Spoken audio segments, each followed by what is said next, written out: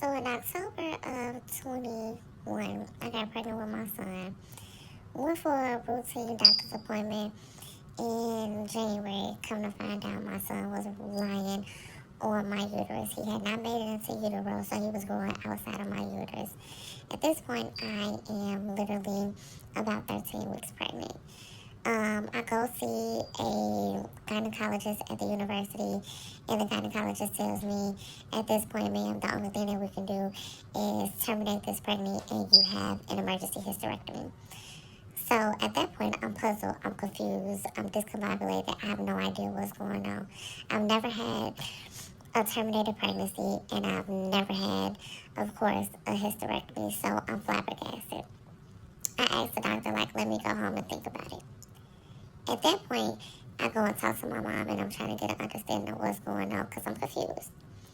We go back, we talk to the doctor.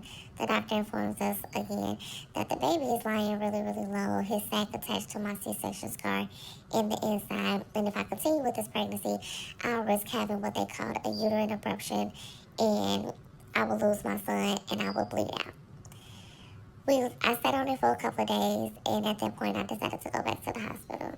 Went into the hospital January 31st, and at that point, the doctor informed me he had consulted another doctor and that they were able to terminate the pregnancy without giving me a hysterectomy.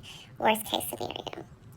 I go into surgery, and as I'm coming out of surgery, the doctor comes and tells me, he said, unfortunately, I have some bad news.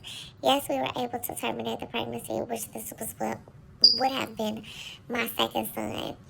And we had to do an emergency hysterectomy. So at 36 years old, I am now devastated, lost, because I don't have my son and I can never bear children again. That was the most traumatic part that I had to deal with. But luckily, with prayer and the people around me, I was able to get through it, and that is something that I made it through. And I'm here to talk about it today.